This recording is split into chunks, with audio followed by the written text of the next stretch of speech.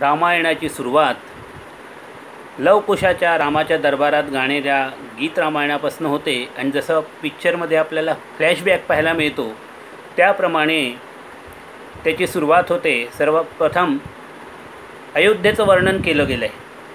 अयोध्या जी आहे ती सध्याच्या मुंबई, दिल्ली ह्या मेट्रो सिटीजप्रमाणे अत्यंत विशाल नगरी होती. घनदाट लोकसंख्या होती. विशाल भवन आणि बहुमंजिली इमारती, विशाल तिथे मोठे रस्ते, सुंदर बगीचे आणि प्रत्येक चौरस्त्यावर जसं आपल्याला पाहायला मिळतं की तोफ ठेवलेली असते. जर का आपण मिलिटरी एरियामध्ये गेलो तर तोफ ठेवलेली असते चौकावरती, पेंटन टँक ठेवलेला असतो.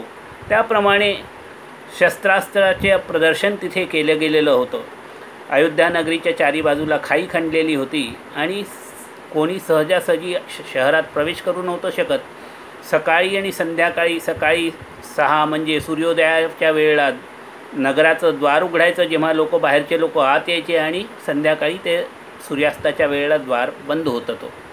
तशी ही जी सुंदर अयोध्या नगरी होती त्याचे राजा होते राजा दशरथ. हे चक्रवर्ती राजा होते. आणखीन यांना 3 राण्या होत्या, कौसल्या, सुमित्रा आणि कैकेयी. पण कौसल्या आणि सुमित्रेला पासून त्यांना संतती झाली नाही, म्हणून त्यांनी कैकेयीशी पुन्हा विवाह केला.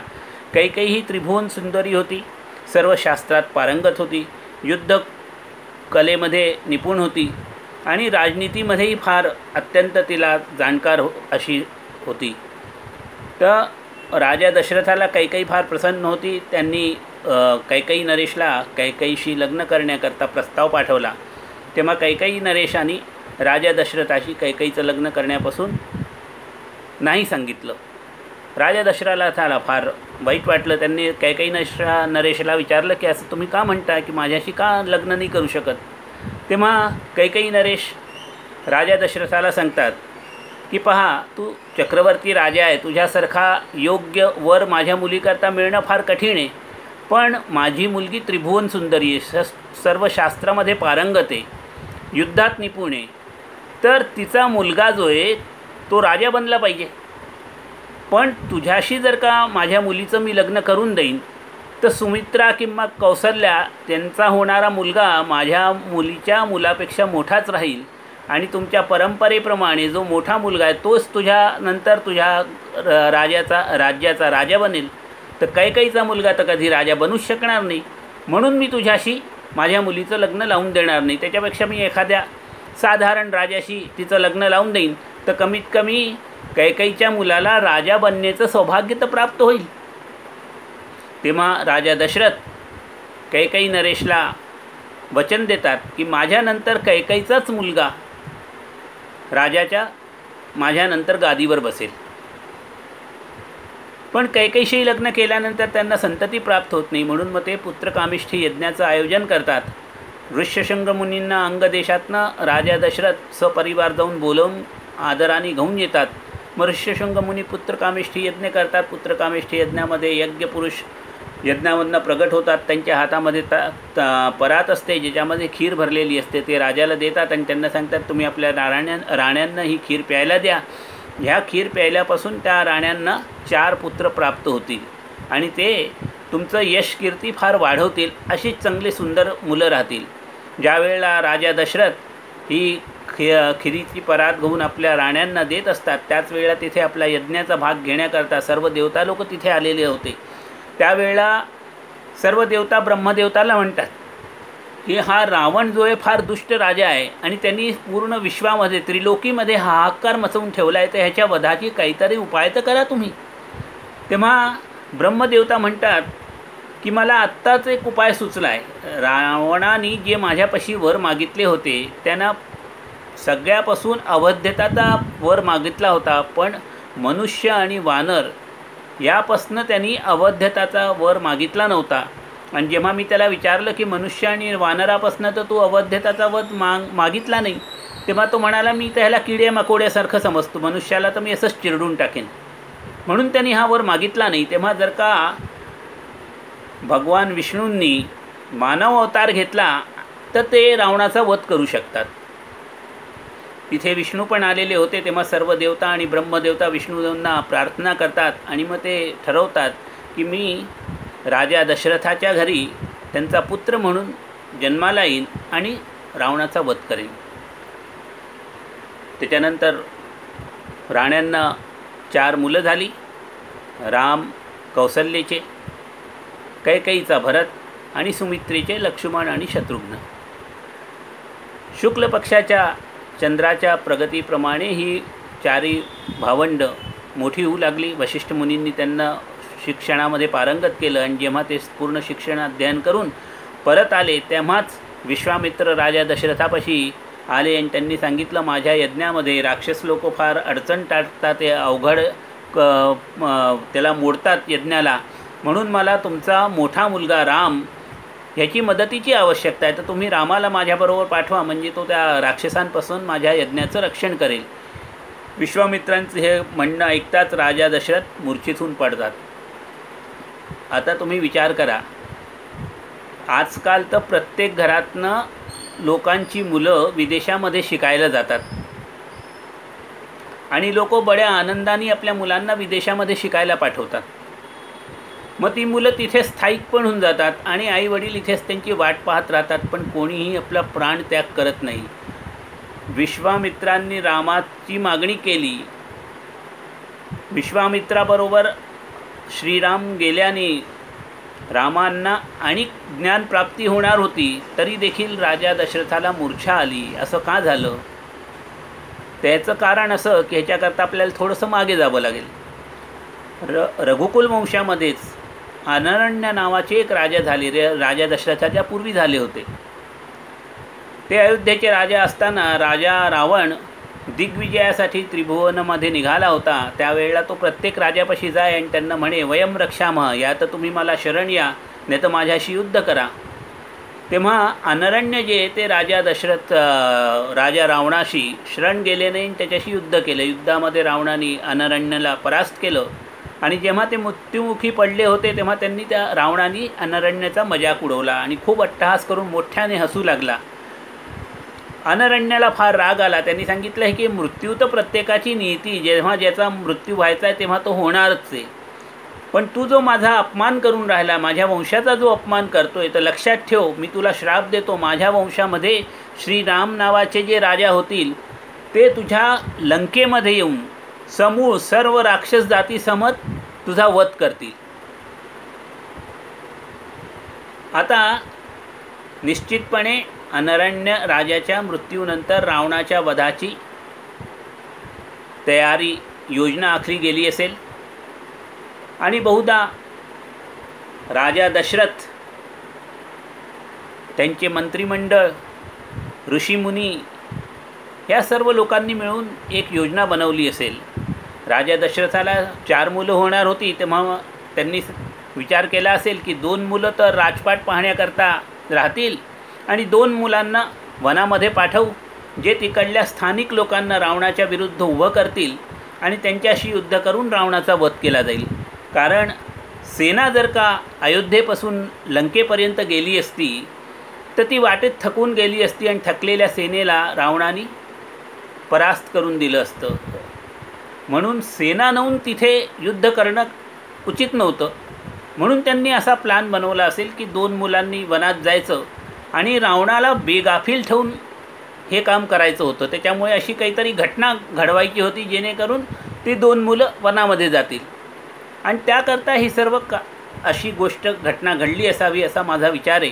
आता तुम्ही ही कथा पूर्ण ऐकाल तर आपला विचार तुम्ही पण मला कळवा. तर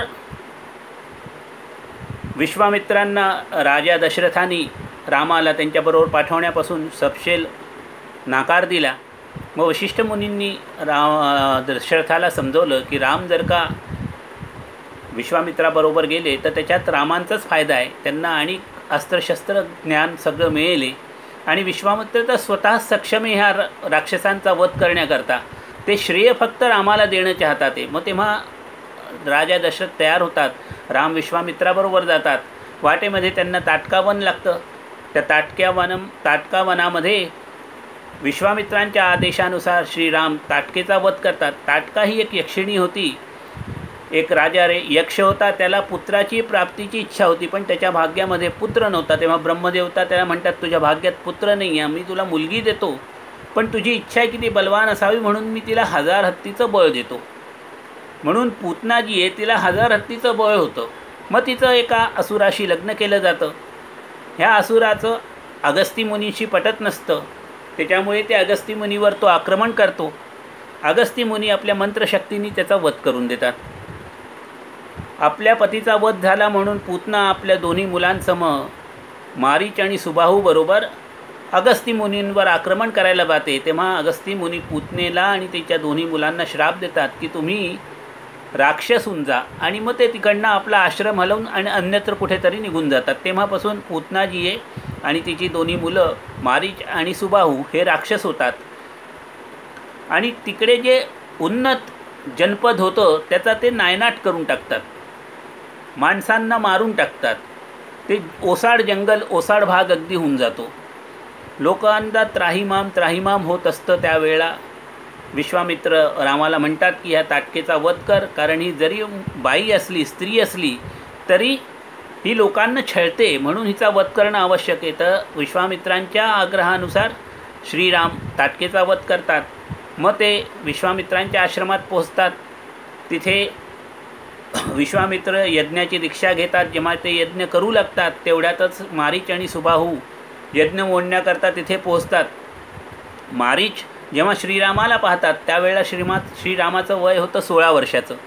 कोया मुलाला पाहून त्यांना फार त्याच्याप्रती प्रेमभाव उत्पन्न होतो आणि ते विचार करतात की आपण रामावरती आक्रमण करायला नको, ह्याला असंच घाबरवून दूर पळवून देऊ.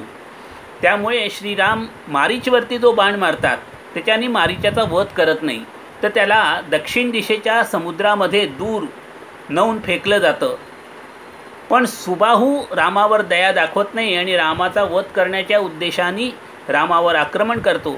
त्यामुळे श्रीराम सुबाहूचा वध करतात. मग त्याच्यानंतर विश्वामित्रांना राजा जनकाकडनं आपल्या यज्ञामध्ये भाग घेण्याकरता निमंत्रण मिळतं. त्याप्रमाणे श्रीरामाला आणि लक्ष्मणाला घेऊन विश्वामित्र जनक राजाकडे जातात. वाटेत अनेक प्रकारच्या आश्रमामध्ये ते थांबत राजा जनकाकडे जात असतात मिथिलेला. त्यावेळेला ते अनेक गोष्टी श्रीरामांना सांगतात, ज्याच्यामध्ये त्यांना वामन अवतार, गंगाचं उत्पत्ती, मरुद्गणाची उत्पत्ती, ह्या सगळ्या गोष्टींची माहिती मिळते. आणि मग जेव्हा ते मिथिला नरेश जनकाच्या अगदी जवळ पोचतात तेव्हा एका आश्रमामध्ये ओसाड आश्रम पडलेला असतो. तिथे एक शिला पडलेली असते. विश्वामित्र म्हणतात, श्रीरामा, या शिलेला तुझा जर का चरण स्पर्श होईल, तुझी चरणधुळी लागेल, त्या शिलेमध्ये जी दडून बसलेली अहिल्या नावाची स्त्री आहे तिला पुनर्जीवन प्राप्त होऊ शकतं. मग रामाला ते अहिल्याची कथा सांगतात की अहिल्या ही ब्रह्मदेवानी एक अत्यंत सुंदर स्त्रीचं निर्माण केला होता, पण ती स्त्रीचं लग्न इंद्राशी न लावता ब्रह्मदेवानी ती स्त्री गौतम ऋषींना सोपून दिली. इंद्राला त्या स्त्रीला प्राप्त करण्याची फार इच्छा होती, म्हणून गौतम मुनीचा वेश धरून इंद्र गौतम मुनीच्या आश्रमात गौतम मुनी नसताना पोहोचतात आणि अहिल्याच्या सन्मतीने जारकर्म करतात. तेवढ्यात गौतम ऋषी परत येतात आणि म्हणून मग ते इंद्राला आणखीन अहिल्याला श्राप देतात आणि त्या श्रापाच्या मुक्तीकरता अहिल्याला सांगतात की जेव्हा राम ह्या आश्रमात येतील आणि त्यांची चरणधुली तुला लागेल तेव्हा तू त्या दगडापासून, शिळेपासून पुन्हा आपलं पुनर्जीवन प्राप्त करू शकशील. त्याप्रमाणे श्रीरामाच्या चरणधुळीच्या स्पर्शाने अहिल्या पूर्ववत सुंदर स्त्री बनते आणि मग ती गौतम ऋषीपाशी चालली जाते. याच गौतम आणि अहिल्याचा जे पुत्र होते शतानन, हे जनक राजाचे पुरोहित होते. मग ते श्रीरामाचा आणि लक्ष्मणाचा, विश्वामित्रांच्या सर्व ऋषी समुदायाचा राजा जनकाबरोबर स्वागत सत्कार करतात. मग राजा जनकाला आणि शतानन महाराजांना विश्वामित्र श्रीरामाने अहिल्याचा उद्धार केल्याची गोष्ट सांगतात. त्याच्यामुळे शतानन अत्यंत प्रसन्न होतात. मग ते श्रीरामाला विश्वामित्राची पूर्ण कहाणी सांगतात. त्यानंतर मग विश्वामित्र राजा जनकाला म्हणतात की हे राजा दशरथाचे 2 पुत्र आहेत आणि ह्यांना तुमच्याकडे जो शिवधनुष्य ठेवलेला आहे तो पाहण्याची फार इच्छा आहे. तेव्हा त्यांना दोघांना तुम्ही तुमचा शिवधनुष्य दाखवावा. तेव्हा राजा जनक सांगतात की एकदा भगवान शिव आणि विष्णू यांच्यामध्ये श्रेष्ठ कोण म्हणून त्या दोघांचं आपसात युद्ध झालं. त्यावेळेला शिवाने आपल्या शिवधनुष्याने अनेक शस्त्रास्त्र अनेक शक्ती विष्णूंवरती चालवल्या, पण विष्णूंनी आपल्या धनुष्याने वैष्णव धनुष्याने त्या सर्व शक्त्या रोखून घेतल्या, पण त्यांनी शिवावरती पलटवार केला नाही. त्यामुळे शिवांना फार वाईट वाटलं आणि त्यांनी ठरवलं की हा धनुष्य माझ्या काही कामाचं नाही, म्हणून त्यांनी माझ्या पूर्वजांना हा धनुष्य देऊन टाकला होता. मग ज्यावेळेला सीता लहान होती त्यावेळेला ती हा धनुष्य घेऊन खेळत असे. एकदा आमच्याकडे परशुराम आले असताना जेव्हा मी त्यांचा स्वागत सत्कार करत होतो तर सीता ह्या धनुष्याबरोबर खेळत होती. ते पाहून परशुरामाने मला सांगितलं की ही जी तुमची मुलगी आहे ही साक्षात लक्ष्मी आहे, त्याच्यामुळे हिचं लग्न कोणत्या साधारण मनुष्याशी होता कामा नये. साक्षात विष्णूंचा अवतार जेव्हा येईल त्याच्याशीच हिचं लग्न झालं पाहिजे. तेव्हा राजा जनक म्हणतात की मग मला कळेल कसं की विष्णूंचा अवतार आला आहे. तेव्हा परशुराम राजा जनकाला सांगतात की तुम्ही असं करा की हिच्या लग्नाचा पण म्हणून ह्या शिवधनुष्यावर प्रत्यंच्या चढवायचा पण ठेवा. हा शिवधनुष्य साधारण मनुष्य हलवूच शकत नाही, त्याच्यामुळे जो विष्णूचा अवतार पुरुष राहील तोच येऊन हा शिवधनुष्य उचलू शकतो. त्यामुळे सीता स्वयंवरचं 3-4दा ते आयोजन करतात, पण कोणीही राजा तो शिवधनुष्य जागचा हलवू पण शकत नाही. ज्यावेळेला विश्वामित्र म्हणतात की श्रीरामाला धनुष्य पाहायचा आहे तेव्हा राजा जनक सांगतो की ह्याचा पण आहे की जर का रामाने हा धनुष्य उचलला आणि त्याला प्रत्यंचा लावली तर आम्हाला सीतेशी लग्न करावं लागेल. हे जर का तुम्हाला मंजूर असेल तर मग मी धनुष्य दाखवतो. विश्वामित्र त्याला हो म्हणतात. मग तो धनुष्य 1000 मनुष्य एका ट्रॉलीवर ठेवून घेऊन येतात. मग विश्वामित्रांच्या आज्ञेने श्रीराम जातात, धनुष्याची प्रदक्षिणा करतात, त्याला नमस्कार करतात आणि धनुष्याला जसाच हात लावतात ते सहज त्याला उचलून घेतात, त्याच्यावर प्रत्यंचा लावतात. तेवढ्यात तो धनुष्य तुटतो, त्याचा खूप जोराचा आवाज होतो. त्रिभुवनामध्ये त्या आवाजाने लोक हादरून जातात. मग राजा जनक म्हणतो की सीतेचं आता मग श्रीरामाशी लग्न करायचं आहे आणि माझी एक आणिक मुलगी आहे, तर मी तिचं लग्न उर्मिलेचं लग्न लक्ष्मणाबरोबर लावतो. तेव्हा विश्वामित्र म्हणतात की तुम्हाला लग्नापूर्वी राजा दशरथाला बोलवावं लागेल आणि मग लग्न समारंभ होईल. त्याप्रमाणे मग राजा दशरथाला निमंत्रण दिलं जातं. राजा दशरथ आपल्या सदलबल सैन्यासह परिवारासह तिथे लग्न करता येतात. मग वशिष्ठ मुनी राजा दशरथाच्या वंशाचा परिचय देतात. मग त्याच्यानंतर शतानंद जनक राजाच्या वंशाचा परिचय देतात. या लग्नामध्ये जनक राजा आपला छोटा भाऊ कुशाध्वज याला देखील बोलावून घेतात. त्याच्या देखील 2 मुली लग्नाच्या असतात. तेव्हा विश्वामित्र जनक राजाला म्हणतात की राजा दशरथाची दुसरे 2 मुलं भरत आणि शत्रुघ्न यांच्या लग्नाकरता तुम्ही कुशाध्वजाच्या मुलींचं लग्न यांच्याशी लावून द्या. राजा जनक त्याला होकार देतो. मग त्याप्रमाणे एकाच मांडवामध्ये राम, लक्ष्मण, भरत, शत्रुघ्न यांच्या 4घांचा विवाह होतो.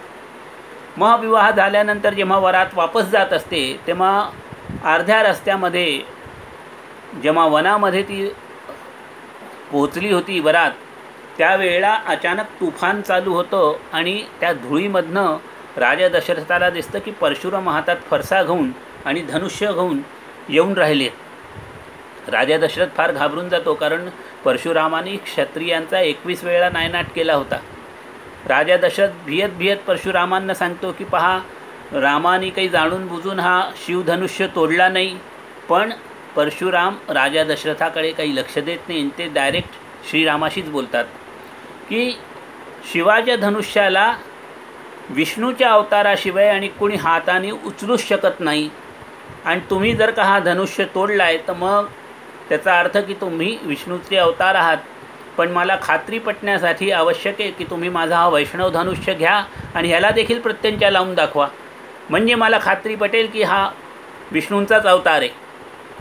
त्याप्रमाणे श्रीराम परशुरामापासून तो धनुष्य घेतात आणि त्याला प्रत्यंच्या लावतात, त्याच्यावर बाणाचं संधान करतात. म्हणतात हा आता बाण अमोघ आहे, ह्याला मी कुठे सोडू. परशुराम म्हणतात की माझं जे अर्जित पुण्य लोक आहे, ह्या बाणाने तुम्ही त्याला समाप्त करून टाका. मग श्रीराम तो बाण सोडतात आणि परशुरामाचं पुण्य लोकाचं नाश करतात. मग परशुराम मनाच्या गतीने मंदाचर पर्वतावर निघून जातात. इथे बालकांडाची समाप्ती होते. त्यानंतर एक दिवस राजा दशरथ जेव्हा आरशामध्ये आपला चेहरा पाहत असतात, तर तेव्हा त्यांना आपल्या केसात काही केस पांढरे झालेले दिसतात आणि त्यांना असं वाटतं की आता आपल्याला सेवानिवृत्त व्हायला पाहिजे, आपल्या जागी आपल्याला श्रीरामाचा राज्याभिषेक करायला पाहिजे. म्हणून ते आपल्या राज्यसभेमध्ये प्रस्ताव ठेवतात की माझी अशी इच्छा आहे की आता श्रीरामाला आपण राजा बनवायला पाहिजे आणि मला सेवानिवृत्त व्हायला पाहिजे. राजसभा अत्यंत आनंदाने रामाच्या उत्तम गुणाचं वर्णन करून राजा दशरथाला म्हणतात की हे तर तुम्ही आमच्या मनातली गोष्ट बोलले, रामाचा राज्याभिषेक लवकरात लवकर केला गेला पाहिजे. त्याप्रमाणे राजा दशरथ वशिष्ठ मुनींना म्हणतात की जो पहिला मुहूर्त असेल त्याच्यावर आपण रामाचा राज्याभिषेक करू. त्याप्रमाणे वशिष्ठ मुनी पुष्य नक्षत्रावर श्रीरामाचा राज्याभिषेक करण्याचं तिथी निश्चित करतात. सर्व राजे रजवाड्यांना, सर्व लोकांना, सर्व ऋषीमुनींना, सर्व ब्राह्मणांना ह्या राज्याभिषेकाच्या समारोहामध्ये भाग घेण्याकरता बोलवलं जातं. पण राजा दशरथाचा रामाच इतका आवडता मुलगा भरत, शत्रुघ्न आणि त्यांचे आजोबा कैकेयी नरेश यांना मात्र काही निमंत्रण दिलं जात नाही. कैकेयीला देखील याची खबरबात नसते. नगरामध्ये जेव्हा अत्यंत भीड वाढते, खूप उत्सव मनवला जात असतो, तेव्हा मंथरेच्यामुळे कैकेयीला ही खबर मिळते आणि मग पुढचं रामायण तुम्हाला माहिती आहे की ती कोप भवनात गेली. राजा दशरथांनी समजवण्याचा प्रयत्न केला आणि मग कैकेयीने आपले 2 वर मागितले. 2 वरपैकी हे केव्हा तिला मिळाले होते, ते एकदा इंद्र राजा असुरांशी पराजित होऊन राहिले होते, तेव्हा ते राजा दशरथाला आपल्या मदतीसाठी बोलवतात. राजा दशरथ इंद्राकडनं युद्ध करायकरता जातात. त्यावेळेला कैकेयी देखील राजा दशरथाबरोबर युद्ध करता गेली होती. त्यावेळेला शुक्राचार्य जे राक्षसांचे राजगुरू होते, त्यांच्याबरोबर राजा दशरथाचं युद्ध होऊ लागतं. शुक्राचार्य एका बाणाने राजा दशरथाच्या सारथीचा वध करतात. मग सारथीची जागा कैकेयीने स्वतः सांभाळली. शुक्राचार्य राजा दशरथावर इतका बाणांचा वर्षाव करतात, इतके अस्त्रशस्त्र चालवतात की राजा दशरथ मूर्छित होऊन रथामध्ये पडतात. मग कैकेयी तो रथ वळवून दूर एकांतात घेऊन जाते. राजा दशरथाचा आयुर्वेदाच्या हिशोबाने उपचार करते, त्यांना सावध करते, त्यांना पूर्ण तंदुरुस्त करून मग पुन्हा ती त्यांना युद्धस्थळावर घेऊन येते. मग राजा दशरथ शुक्राचार्याच्या सारथीचा वध करतात, त्यांच्या रथाचा आस मोडतात, त्याच्यानी शुक्राचार्य रथातनं खाली पडतात. त्याच क्षणी राजा दशरथ शुक्राचार्यांचा धनुष्य तोडतात. शुक्राचार्य पराजित होऊन पळू लागतात. शुक्राचार्य पळतात हे पाहून असुरसेना पण पळू लागते आणि अशा प्रकारे असुरांचा देवांपासून पराभव होतो. तेव्हा राजा दशरथ प्रसन्न होऊन कैकेयीला 2 वर देतात. कैकेयी हे 2 वर ह्या वेळेला मागून घेते आणि एका वराने भरताकरता राज्य आणि दुसऱ्या वराने श्रीरामाकरता 14 वर्षाचा वनवास. कैकेयी जी आहे ही अत्यंत शास्त्र पारंगत, राजनीतिशास्त्रात पारंगत, युद्धामध्ये पारंगत अशी अत्यंत हुशार अशी स्त्री होती. पण आपल्या देशाच्या भलाकरता, समाजाच्या भलाईकरता तिने सर्व वाईटपणा आपल्यावर ओढवून घेतला आणि श्रीरामाला आणि लक्ष्मणाला 14 वर्षाकरता सीतेबरोबर वनात पाठवण्याचं वर तिने राजा दशरथापासून वधावून घेतला. मग राजा दशरथ अत्यंत असहाय स्थितीमध्ये असतात, कारण त्यांची मुळीच इच्छा नव्हती की रामाने वनात जावं, कारण त्यांना माहिती होतं की हे 2 मुलं वनात जातील, मग स्थानिक लोकांना एकट्ठ करतील, मग रावणाशी युद्ध करतील आणि रावण तर अजेय, तर पता नाही की हे लोक रावणाला मारतात की रावण यांचा वध करतो. तर आपल्या मुलाला आपण जाणून बुजून मृत्युमुखी पाठवून राहिलो आहे ह्या भावनेने राजा दशरथ अत्यंत फार दुःखी असावेत. आणि त्याच्यामुळे ते सारखे मूर्छित होत होते. त्यांची मुळीच इच्छा नव्हती की रामाने वनामध्ये जावं. रात्रभर निघून जाते. दुसऱ्या दिवशी सकाळी वशिष्ठ मुनी कैकेयीच्या दरबारात पोचतात. सुमंत पोचतात. मग राजा दशरथ रामाला बोलवून आणायला सांगतात. मग राम जेव्हा येतात ते पाहतात की राजा दशरथ असाही स्थितीत पडले. तेव्हा ते कैकेयीला विचारतात. कैकेयी आपले 2 वराची गोष्ट श्रीरामांना सांगते आणि श्रीराम चटकन तयार होतात वनात जाण्याकरता. मग ते कौसल्येपासून परमिशन घेतात. सीतेला समजवतात, लक्ष्मणाला समजवतात. लक्ष्मण अत्यंत नाराज होतो. तो म्हणतो आपण ह्यांना राज्यावरती आपल्याला अधिकार घेऊन गेला पाहिजे. यांना सर्वांना परास्त करून देऊ. कैकेयीला पण मारून टाकू. राजा दशरथाला जेलमध्ये टाकून देऊ. तेव्हा श्रीराम सांगतात की माझ्याकरता तर पिताची आज्ञेचं पालन करणं हाच मुख्य धर्म आहे आणि मी असं काही करू शकत नाही. तेव्हा मी तर वनातच जाणार.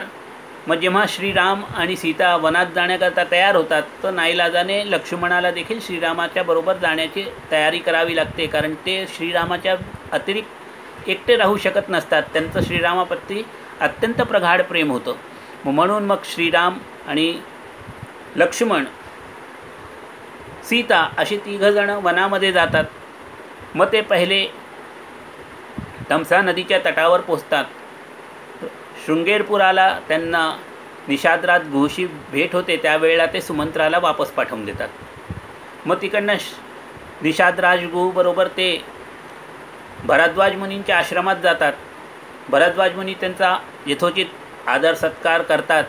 मग ते भरद्वाज मुनींना सांगतात की आम्हाला आणि घनदाट अरण्यात जाण्याची इच्छा आहे.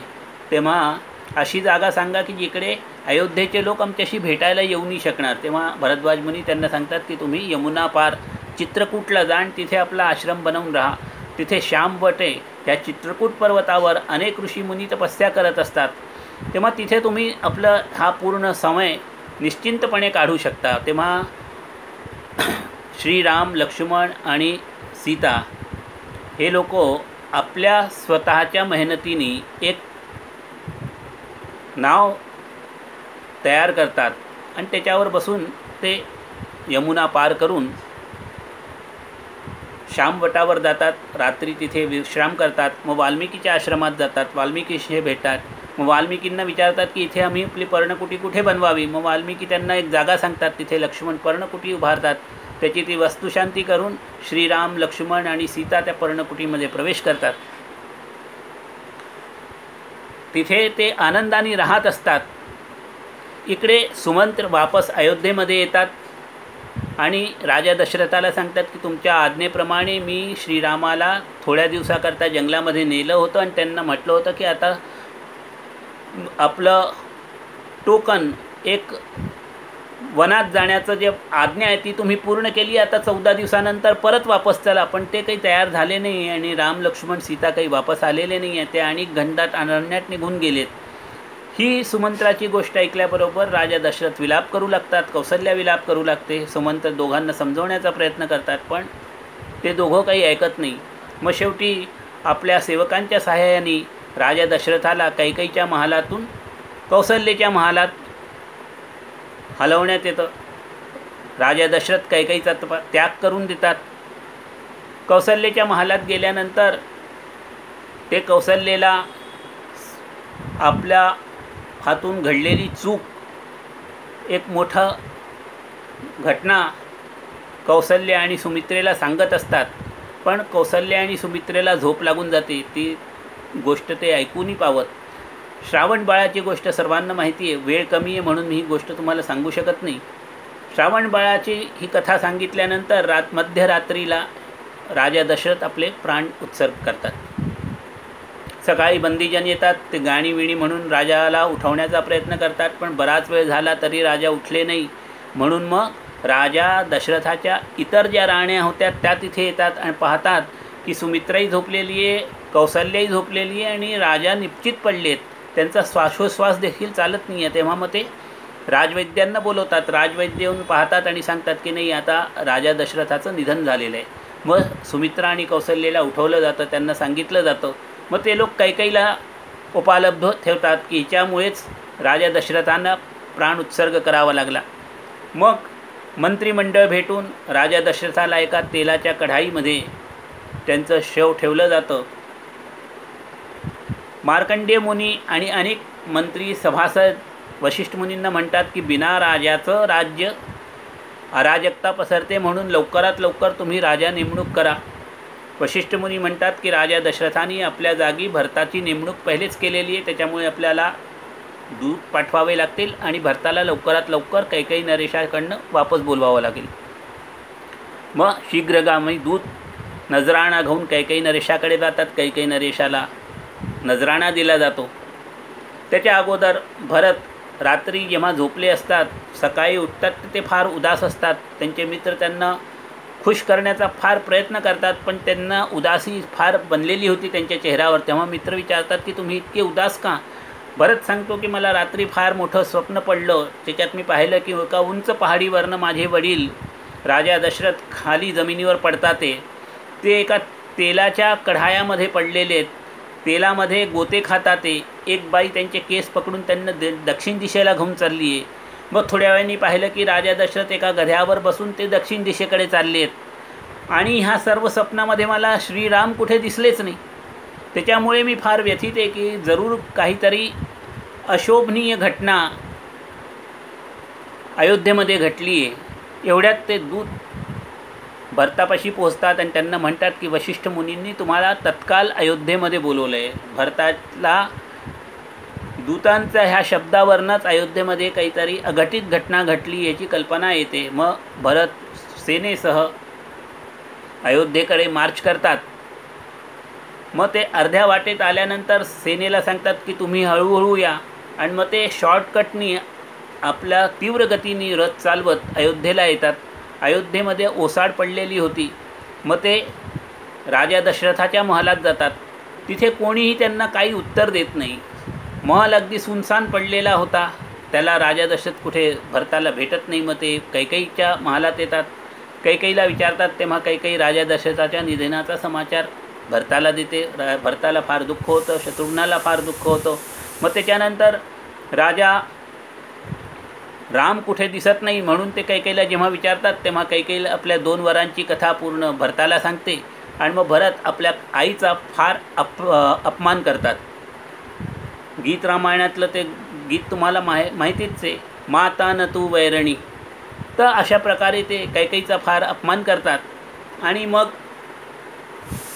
कौसल्याच्या जवळ जातात. भरताला वाटतं की आपल्या आईच्या ह्या दुष्कर्मामुळे सर्व लोक ह्या षडयंत्रामध्ये मला देखील सामील समजतील, म्हणून मग कौसल्यासमोर ते शपथ खाऊन सांगतात की ह्या षडयंत्रात मी सामील नाही.